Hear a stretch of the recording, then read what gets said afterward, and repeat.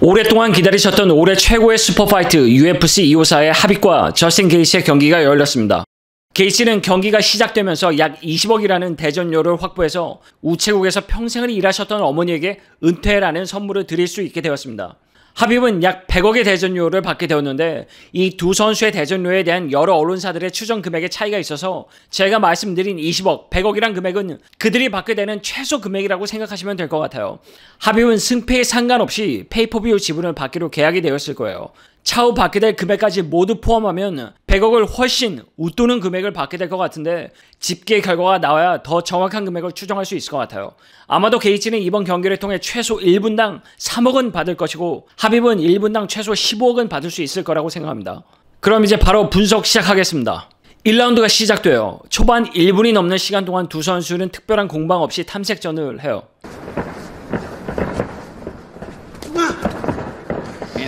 경기가 시작된 지 1분 10초 정도 지나서 게이츠의 레그킥이 터져요. 충격이 있을 법한 레그킥이에요. 이제 본격적인 공방이 시작되고 두 선수는 점점 경기의 스피드를 높이기 시작해요.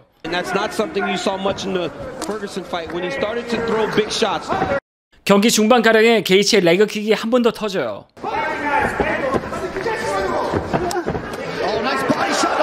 1분 8초 남긴 상황에서 게이츠의 왼손 타격이 들어가죠. 두 선수가 엄청난 페이스로 경기를 진행하고 있어요. 게이츠는 스탠스를 레슬링 방어 스탠스로 양손을 내리고 경기를 하고 하빗은 끊임없이 게이츠를 몰아붙이고 있어요.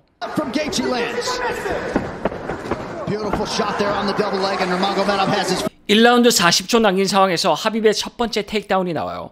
게이츠는 결국 케이지를 등진 채로 테이크다운을 당하게 되고 이제 하빗의 게임이 시작되려고 하죠. So Nurmagomedov trying to punctuate this first round and maybe get a finish, an isolated arm. 1라운드 12초 남은 상황에서 하빗은 안발을 시도해요. 1라운드 12초 남은 상황에서 하빗이 안발을 전력으로 힘을 다해 시도한다는 건 조금 이례적인 모습이에요. 이 부분은 잠시 후에 다시 자세하게 설명을 드릴게요. 1라운드가 끝나면서 하빗은 24개의 유효타를 기록하고 게이츠는 22개의 유효타를 기록해요. 유효타의 개수는 하빗이 앞섰지만 강한 타격이 있었던 유효타는 게이츠가 더 많았던 것 같아요. 하빗의 타격은 게이츠를 교란시키면서 테이크다운을 유도하기 위한 타격이 대부분이었는데 게이츠는 한 방 한 방 힘을 주면서 타격을 했어요. 하빗이 1라운드 10번의 레그킥을 허용했는데 그중 적어도 3번은 다리에 충격이 올 정도로 확실하게 들어간 것 같아요. 하지만 게이츠는 끊임없이 움직이면서 하빗의 강한 압박을 피하는 동시에 한 방 한 방 힘을 실어 타격을 하다 보니까 상대적으로 게이츠의 체력 소모가 더 컸던 라운드인 것 같아요. 양 선수가 엄청난 페이스의 경기를 했어요. 1라운드가 끝나고 한숨을 깊게 쉬는 게이츠의 모습이 보여요. 체력적으로 부담이 오는 페이스로 경기를 했던 것 같아요. 아마도 이번 라운드가 하빗의 커리어 중 하빗을 가장 힘들게 했던 라운드가 아닌가 싶어요. 이제 2라운드가 시작돼요.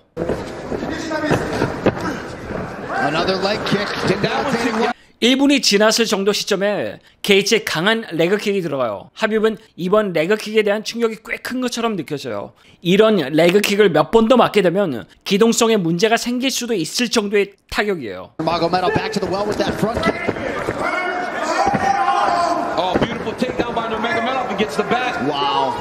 얼마 지나지 않아 한 번 더 레그킥을 차려던 게이츠의 다리를 잡으며 하빗이 테이크다운을 해요. 그라운드 게임을 진행하는 하빗의 페이스가 평소보다 엄청 빨라요.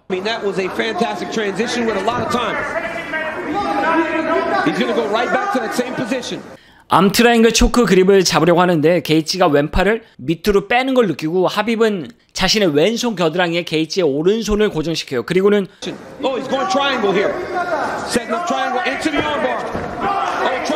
뒤쪽으로 눕는 동시에 한 번 더 안발을 시도하는 듯한 동작을 보여주지만 바로 오른쪽 다리와 왼쪽 다리를 고정시키면서 트라이앵글 그립을 완성시켜요. 트라이앵글 초크로 끝나는 경기가 자주 나오지 않는 이유가 트라이앵글 초크를 걸려면 머리와 한쪽 팔이 양 발 사이에 껴야 된다는 포지션 때문인데 이 포지션으로 들어가는 동작들이 커서 이 트라이앵글 초크는 다른 초크들보다 예상하는 것이 상대적으로 쉽고 그로 인해 더 수월하게 방어를 할 수 있어요. 하지만 게이츠가 초크를 예상했을 때 오른손이 자유롭지 못했고 하빗의 완력과 포지션 이동이 너무 빠르고 강했기 때문에 게이츠가 대처를 못하게 되죠.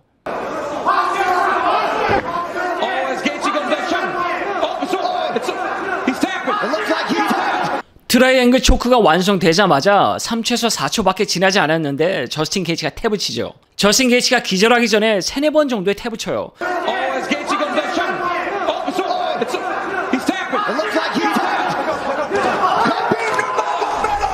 심판이 이 3-4번의 탭을 보고도 말리지 못했어요. 왜냐하면 보통 엘리트급 프로 선수들 사이에서 일어나는 트라이앵글 초크는 그랩을 세팅하는 시간도 더 길고 그랩을 완성했다고 하더라도 상대적으로 넓은 허벅지가 경동맥을 조이는 것이기 때문에 경동맥을 정확하게 누르는 것이 아니라 경동맥 주변을 압박해서 뇌로 가는 피를 차단해서 정신을 잃게 하는 것이기 때문에 그랩을 완성시킨 뒤에 3초에서 4초 사이에 정신을 잃게 만드는 건 프로 선수들 사이에서는 정말 어려운 일이거든요.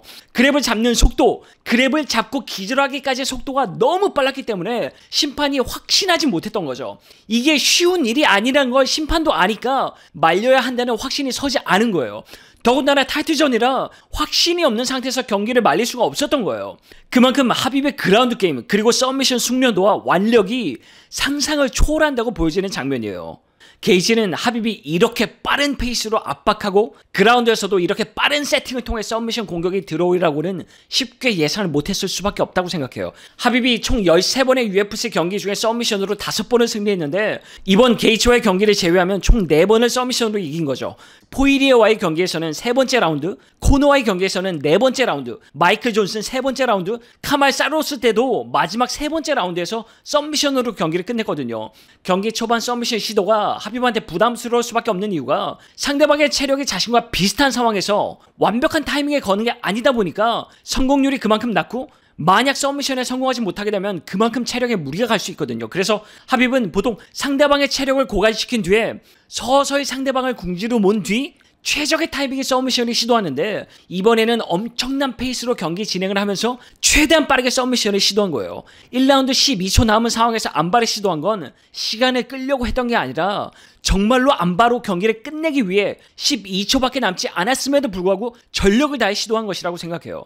그리고 2라운드 트라이앵글 초크 역시 완벽한 타이밍이 아님에도 불구하고 빠른 포지션 전환과 완력으로 그 어려운 트라이앵글 초크를 너무 쉬워 보일 정도로 완벽하게 끝내버린 거예요. 이 자세는 더 예상하기 쉽지 않았던 이유가 하빕은 UFC에서 단 한 번도 트라이앵글 초크로 상대방을 끝낸 적이 없었어요. 마지막 트라이앵글 초크로 승리를 거둔 것이 9년 전 하빕이 프로 FC란 마이너 단체에 있을 때 이 기술로 경기를 끝낸 것이 마지막이었어요.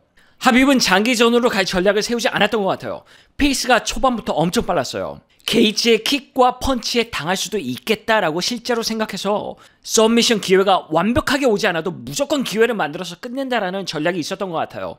하빕은 최대한 장기적으로 가는 걸 피할 생각이었던 거죠. 하빕은 전략적인 부분을 노출을 아예 안 했기 때문에 평소 하빕의 경기 스타일을 생각하면 하빕이 4라운드, 5라운드 장기전에 대한 체력 안배 없이 초반부터 이렇게 쉴 새 없이 몰아치는 공격과 압박을 예상하기는 어려웠을 것 같아요.